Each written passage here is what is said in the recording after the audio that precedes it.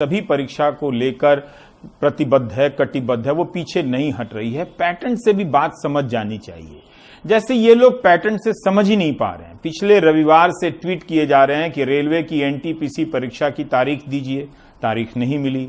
30 lakh 35 lakh tweet करने के बाद भी अप्रैल 2019 से फॉर्म भरकर बैठे हैं। जो लोग सहायक लोको पायलट की परीक्षा पास कर चुके हैं वे ज्वाइनिंग के लिए आंदोलन कर रहे हैं। रेलवे की तरफ से इन्हें कोई आश्वासन नहीं मिला, तो अब ये कह रहे हैं कि 5 सितंबर को शाम 5 बजे सारे बेरोजगार थाली बजाएंगे।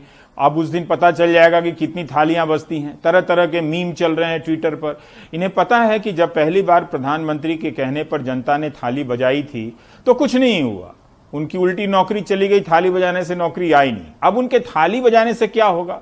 उधर प्रियंका गांधी ने आज फिर इन बेरोजगारों को हक में ट्वीट किया है। बताया है कि एसएससी सीजीएल 2017 की भर्ती नहीं हुई है, 2020 एसएससी सीजीएल की भर्तियां नहीं निकली हैं। 5 तारीख को शिक्षक दिवस है, उस दिन उनके पढ़ाए छात्र अपने रोजगार को लेकर थाली बजाएं, ठीक नहीं लगता है। अब आइए मध्य प्रदेश। यहां की राजधानी भोपाल के रोशनपुरा चौराहे पर पुलिस भर्ती को लेकर बेरोजगार युवाओं ने जोरदार प्रदर्शन किया। मध्य प्रदेश से शिक्षक भर्ती वाले भी बहुत इनबॉक्स में मैसेज भेजते रहते हैं। इसे समर्थन देने कांग्रेस नेता दिग्विजय सिंह पहुंच गए। अब ये तो गलत हो गया, कांग्रेस सपोर्ट करेगी तो गलत। बाद में पुलिस ने बल प्रयोग कर प्रदर्शनकारियों को खदेड़ दिया, कहा कि प्रदर्शन की अनुमति नहीं थी। वहीं भिंड शहर में बेरोजगारों के धरना प्रदर्शन में जमकर हंगामा हुआ, वहां भी कांग्रेस के नेता थे। कुछ युवाओं ने कांग्रेस पर उनके कार्यक्रम को हाईजैक करने का आरोप लगाते हुए झूमा झटकी कर दी। झूमा झटकी एक नया शब्द चलता है। यही नहीं, नौबत हाथापाई तक पहुंची। कांग्रेस के लोकसभा के प्रत्याशी रहे देवाशीष जरारिया ने आरोप लगाया कि बीजेपी के लोगों ने उनके साथ हाथापाई की है। ये जो युवा हैं प्रदर्शन कर रहे हैं, वो इस बात को लेकर बहुत सचेत हैं कि उनके प्रदर्शन को किसी भी प्रकार से कांग्रेस प्रायोजित ना लगे। वो प्रायोजित लगता है तब भी इनकी मांग पर कुछ नहीं होता है, वो प्रायोजित नहीं लगता है तब भी इनकी मांग पर कुछ नहीं होता है। मगर दोनों ही स्थितियों में ये युवा लगते हैं जो पिछले 4 साल से 5 साल से नौकरियों के रिजल्ट का इंतजार कर रहे हैं। अब देखिए, पीएमसी बैंक के खाताधारक 1 साल से आंदोलन कर रहे हैं। मीडिया में स्टोरी गायब।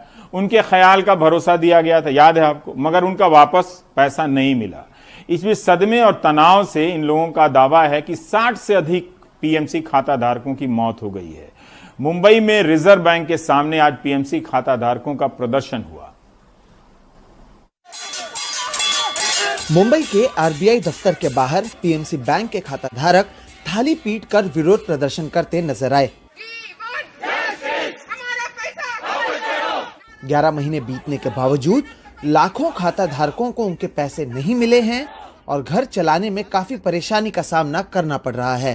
प्रमिला शर्मा लोगों के घरों में साफ सफाई का काम करती हैं। पूरे जीवन की जमा पूंजी को उन्होंने इस बैंक में रखा था। पैसे अब नहीं मिल रहे हैं। इनका बेटा दिव्यांग है, 2 बेटियां हैं। उनकी शादी कैसे करें ये पता नहीं। 11 महीना 10 महीने से हम कैसे बिता रहे हैं, जिंदगी कर रहे हैं, कुछ हम लोग को नहीं पता है।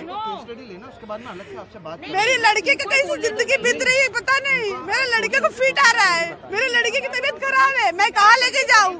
जहाँ जाऊंगी वहाँ तो सब पैसे मांगेंगे ना, मैं कहाँ से पैसे ला कर दूँ। कोई मुझे 1500 रुपए ही देगा ना। मेहनत के पैसे हमारे वापिस करो, हमारे पैसे वापिस करो। 57 साल के गुरविंदर सिंह देख नहीं सकते हैं। बैंक में करीब 65 लाख रुपए थे, उसके ब्याज से ही घर चलता था। अब अपनी और अपने घर वालों की दवाई के लिए पैसे नहीं हैं, इलाज बंद है। सर परेशानी अभी आप समझ लो 2 की जगह आधी रोटी खा के गुजारा करना है, वैसे कॉम्प्रोमाइज़ करनी पड़ रही है ज़िंदगी से। तो मैं बोलना नहीं चाहता, इतनी दिक्कत में हम लोग अभी। मुझे भी ब्लड प्रेशर की मेरी मेडिसिन आती हैं, कम से कम हमारी दोनों की मिला के 3000 की 2500 की महीने की मेडिसिन आती हैं, जो कि अभी हम मेडिसिन जो ब्लड प्रेशर की बंद नहीं करनी है, महंगी है, तो अभी अल्टरनेटिव ड्रेस लेनी चालू कर दिया। तो एक रिस्क है अपनी जान का, बट अभी क्या करें। इस तरह के और भी कई खाताधारक हैं जिनकी परेशानी बहुत बढ़ गई है। लॉकडाउन में कई लोगों ने अपना रोजगार खोया है, पैसे पूरी तरह खत्म हो चुके हैं। मैं तो कहूँगा कि मैं कोरोना का शुक्रगुजार हूँ कि जब से कोरोना हुआ तो हमें गुरुद्वारों से 3 महीने तक राशन मिला।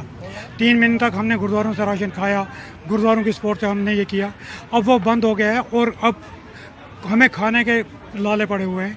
पिछले 4 दिन से हम लोग खिचड़ी खा रहे हैं और एक खिचड़ी भी कितना दिन तक खाएंगे। और मेरे को अपनी लड़की की फ़ीस भरनी है। वो लड़की मेरी बीएड कर रही है गांव में, उसकी कम से कम 50,000 रुपये फ़ीस है। वो मैं पैसे कहाँ से लाऊंगा? मेरे पे स्किन में इन्फेक्शन आते जा रहे हैं, उसकी मैं ट्रीटमेंट नहीं करवा पा रहा हूँ क्योंकि मेरे पास पैसे नहीं है। क्योंकि अभी खाने के लिए पैसे नहीं है तो कहाँ से लाएँ? कभी चप्पलें टूट जाती हैं, कभी कपड़े फट जाते हैं, हम कहाँ से लाएँ? ये छोटी छोटी चीज़ें ज़रूरत की। और किराए के घर में हम रहते हैं, कभी मकान मालिक भी हमको गाली देता है कि है ना, आप किराया कब भर रहे हो, किराया कब भर रहे हो। पिछले कई महीनों से खाता धारक आरबीआई से मिलकर अपनी बात रखने की कोशिश कर रहे हैं। हर बार इन्हें जल्द राहत देने का भरोसा दिया जाता है, पर होता कुछ नहीं। लिहाजा लोग सड़कों पर प्रदर्शन करने को मजबूर हैं। कोरोना काल में प्रशासन लोगों से कहती है कि घर के बाहर ना निकलें, लेकिन उसी प्रशासन और बैंक की कमी की वजह से ये लोग सड़कों पर आकर प्रदर्शन करने को मजबूर हैं। कोरोना काल में वैसे ही लोगों के पास पैसे नहीं हैं। ये वो लोग हैं जिनके पास पैसे जरूर थे, लेकिन प्रशासन और बैंक की नाकामी की वजह से अब इन्हें नहीं पता कि ये क्या करें, और इसलिए सड़कों पर आकर प्रदर्शन कर रहे हैं। मुंबई से कैमरा पर्सन प्रवीण जिरोहित के साथ सोहित मिश्रा, एनडीटीवी इंडिया। तो आपने सुना सोहित की इस रिपोर्ट में लोग किस हद तक परेशान हैं। ऐसा लगता है कि नागरिकों की कोई अहमियत नहीं रही, उनकी कोई हैसियत नहीं रही। एक पैटर्न समझिए, इन तस्वीरों को न्यूज चैनलों पर बेवजह अश्लीलता फैलाकर गायब किया जा रहा है ताकि असली जनता जो परेशान है वो ना दिखे। एक जनता है जो साधन संपन्न जनता है, जिसके पैसे बैंक में डूब गए हैं, वो अपना पैसा 1 साल से नहीं ले पा रही है, और वो गुरुद्वारों पर, वो तो कहिए कि इस देश में गुरुद्वारे हैं जो लोगों की मदद कर देते हैं, तो उनके दिए गए अनाज से 3 महीने का भोजन उनका चलता है। और एक जनता है जिनके खाते में 500 रुपए भेजकर उनकी भी गरीबी का स्तर वहीं बनाकर रखना है, और 500 रुपए भेजकर डायरेक्ट बेनिफिट ट्रांसफर का श्रेय लेना है। तो ये दो खेल अगर आप समझ जाएंगे तो पता चलेगा कि किस तरह से एक जनता को दूसरी जनता से कैंसिल किया जा रहा है, और दोनों ही जनता नजर ना आए इसलिए न्यूज चैनलों के जरिए अश्लीलता फैलाई जा रही है। इन चैनलों के जरिए आपके खूबसूरत लोकतंत्र की जो हत्या हुई है वो एक दिन आपको दिखेगी। आज आपको नहीं दिख रही है, लेकिन दिखेगी एक दिन। इसीलिए ये सारा खेल हो रहा है कि इस तरह से ये लोग परेशान हैं कि लोगों की अपनी हैसियत देखिए, उनकी जिंदगी देखिए, उनका इकबाल देखिए, उनकी गरिमा देखिए, सब ध्वस्त की जा चुकी है, जबकि उनका ही पैसा बैंक में पड़ा हुआ है। कोई जरा भी मेहनत करता तो उनके पैसे को दिया जा सकता था। यूपी के लखीमपुर खीरी की यह रिपोर्ट हम कैसे बताएं। 19 दिन में यह तीसरी घटना है जब एक बच्ची के साथ बलात्कार के बाद हत्या कर दी गई है। इस मामले में जो आरोपी है, पहले उसकी पत्नी के साथ हत्या की गई। वो बदला लेने के लिए आरोपी के 3 साल की बच्ची के साथ बलात्कार करता है और उसी जगह पर हत्या करता है। इस तरह की नफरत, इस तरह की हिंसा जिस समाज में भरी हो, उस समाज में मोहन भागवत और प्रधानमंत्री मोदी ही अयोध्या के मंच से कह सकते हैं 5 अगस्त को कि नए भारत का उदय हो।